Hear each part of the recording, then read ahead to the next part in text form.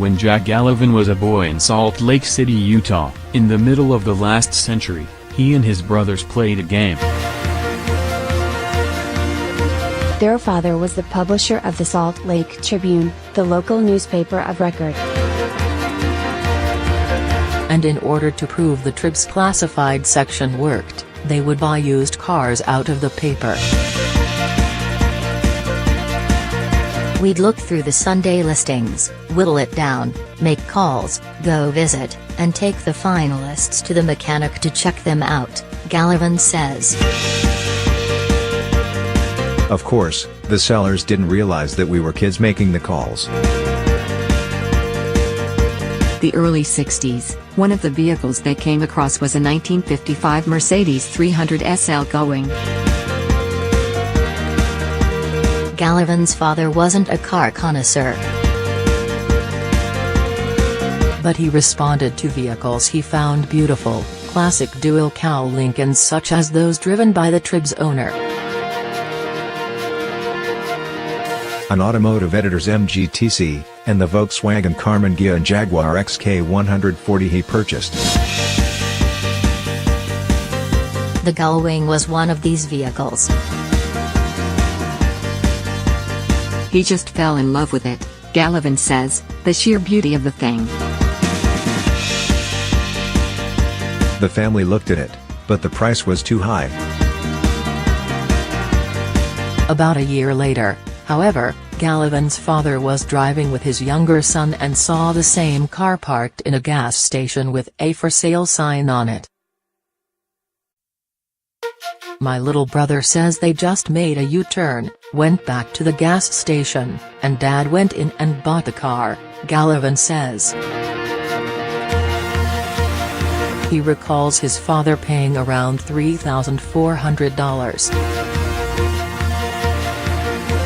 The Gullwing became his daily driver. He drove it to the office. He parked it at meters on the street. He let valets park it. It was not something he treated as outrageously special, Gallivan remembers, but that was how he loved it. Gallivan loved the car, as well, and drove it regularly. There were no restrictions or "don't take my car," he says. It was just there. As his father aged, Gallivan found himself in line to receive the Gullwing. My dad decided early on that he wanted to die broke and was liquidating stuff out of his estate, Gallivan says. I am a junior. His name was John Gallivan, and I am John Gallivan Jr., so there was no big challenge in just moving the title over to me. Gallivan spent his career producing sports programming for ABC and ESPN on the East Coast, including airings of the Indianapolis 500 and Monaco Grand Prix. Now 76 and retired back in Salt Lake City, he thinks of his own fiscal legacy. I have no plans to sell the car, he says, but I thought maybe the next generation would benefit from doing so. One of the Gullwing's mysteries, it arrived in the Gallivans' possession with a non-original engine. The power plant was from a 1957 car. Factory-correct drivetrain stampings increase the value of a car such as this significantly. We typically say at least 10% to be conservative, but I've heard figures as high as 25%, says Mike Coons, who runs the Mercedes-Benz Classic Center in Irvine, California, a brand subsidiary dedicated to preservation and restoration of vintage Benzes. But at today's values, 10% is more than $100,000.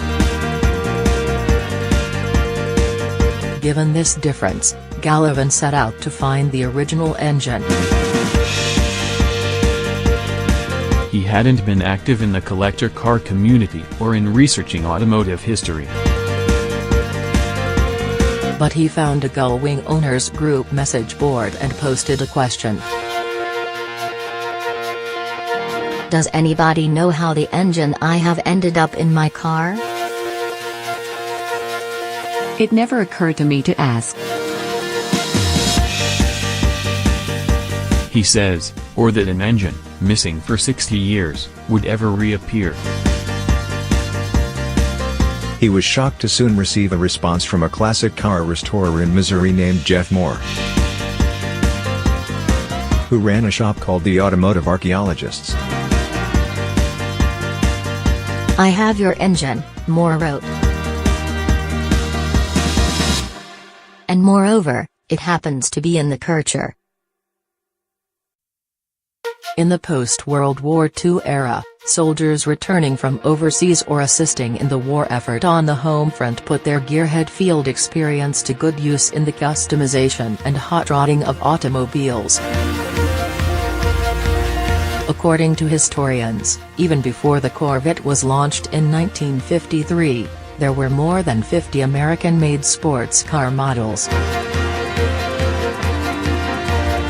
Many of those were manufactured in limited numbers, by hobbyists, obsessives, or entrepreneurs, some with the dream of becoming regular production cars.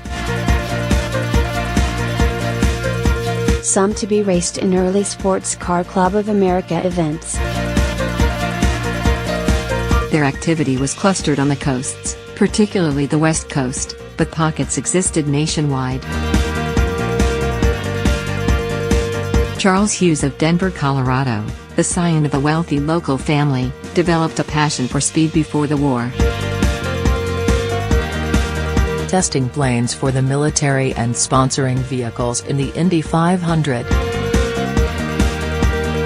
After the armistice, he further indulged this interest by purchasing a Jaguar XK122 race. He bought the car new from Kurt Kircher, who owned the local foreign car shop, Denver Import Motors. Kircher was an amateur racer himself who'd had some success with a Chrysler Hemi-powered Allard J2X, one of the quickest cars of its time, if a bit crude.